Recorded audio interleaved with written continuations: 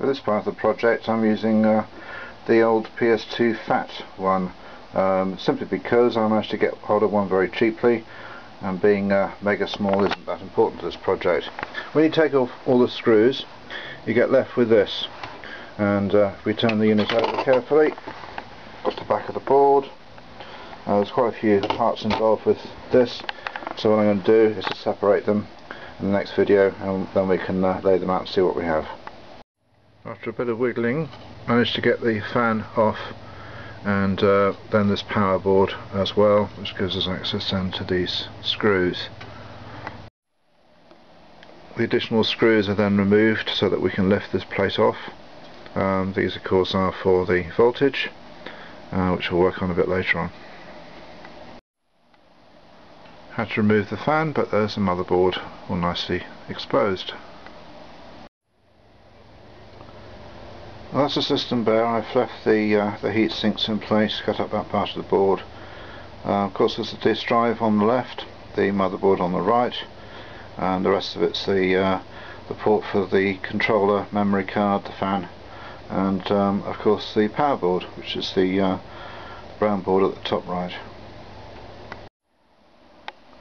As I don't want the drive unit to be underneath this board, because that would mean that I couldn't have another CD drive alongside, I've had to relocate the various connectors. The only one that I bought a cable for is for the actual laser part itself, simply because the connections are so tiny that I wouldn't be able to solder connections to extend that part, but all the other ones are done. The voltage is just simply 12 volt off these two pins. Those two are just ground. This of course is going to be opened up, and then of course is my old power board. This is just working off the 12 volts. So what I need to do then is to remove the surplus ports and also work out for the wiring, make this part with the controller and the memory card more compact, and progress from there. On the back of the board there are two chips which get very hot. So on the original console these two chips were connected to the metal plate. As I'm not using a metal plate, I've cut out some metal pieces, screwed them into the holes where the grounding is, in order to keep these two chips cooler. Naturally the metal plates are not touching any other components, or they will create a short. On the controller memory side, this is the board which has now been exposed, and the memory card and the controller parts have been relocated. This wire up here is purely the fact that on the original board there was a trace that was broken all the way through, and that prevented the memory card from working reliably. So that's been soldered into position and hot glued into place. The metal strip referred to before is underneath here. It's still got quite hot, so I'll put on this heatsink to keep it nice and cool. And to protect the ribbon, because there's going to be a board on top of here, I just made a little assembly so that the ribbon can move freely inside, backwards and forwards for the drive unit. Fan installed on the top to keep the heatsink nice and cool. And over here is the memory card that's been installed inside the construction, so it can pop in and out. The drive unit is hot glued into place and already alongside here for the second console system. This is the remaining part, of course, of the controller memory card board, and of course these connections will go into the to feed the master controller. And over here, lastly, are the RGB connections for the video, and also of course for the audio mode. This in effect is all ready to be connected to the Alpha Amiga system, and just requires the controller to be made, the boards to be installed, the second system to be put in place, and then this will go into its rightful place. So as you see, this is now installed into the system. I had to put in a larger heatsink because the two chips referred to in a previous video were getting too warm. These wires are just going to standard tact switches. They will go to the front of the system, and that connects to the eject and the on-off standby buttons. Ignore the boards on top, that's for the Phillips CDI system. As you see, it's all integrated. The controller is now all wired up to the main system.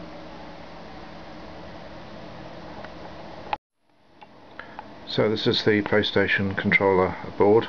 It's not quite as pretty as previous ones I've made, but considering you only see the joystick cap sticking out, it's not really that important. The inside shows the controller board for the PS2, all nicely wired up. One interesting fact here is that this white wire, well, that is ground. However, it doesn't work as a regular ground, because for some reason, if you use a regular ground for the button contacts, the controller isn't identified, or it simply doesn't work.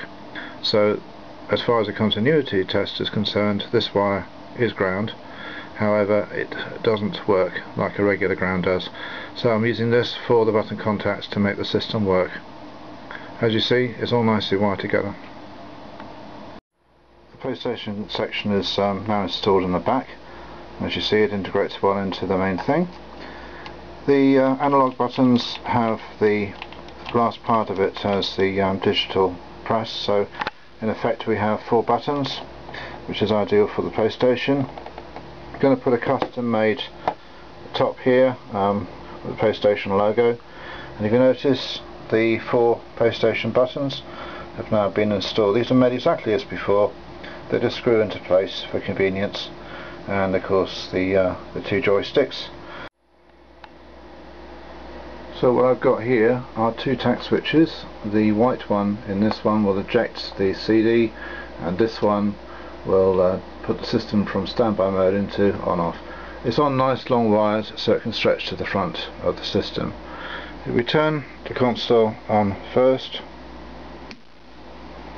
we then get the standby light, which, as mentioned before, if we now press the tact switch, it will turn the system on. I put in Quake 3 into the system simply because it's a good demonstration of the controller working fine.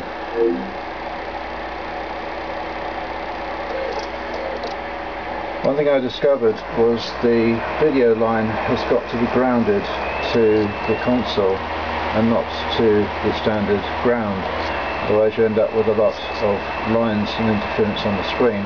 This, however, comes out all nice and clear without any image problems at all. It's been quite an interesting exercise with this PlayStation 2, because it's thrown up 1 or 2 issues that we didn't have previously.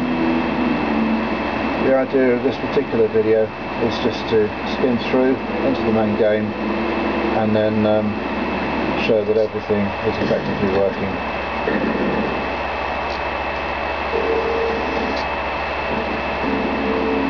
Go straight into the game, continue the campaign, select the one in default, go to tutorial, because we don't need to do anything particularly clever. Just take a few moments to load. Personally prefer this version than the Dreamcast because the controller is much more logical with the layout. The right analog moves the gun sight up and down, but you can usually get away with keeping it in the same position.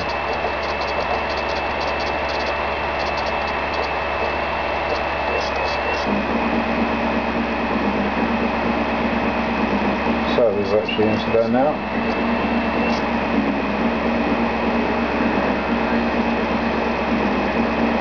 So we have the full joystick movement, left and right, you can jump, you can fire. We also have access for the full shoulder buttons, where we demonstrate strafing, and also the other 2 which allow you to crouch and also to zoom in. As you see, it's all nice and fluid, it works extremely well. Proceed to the port of the site crash and begin the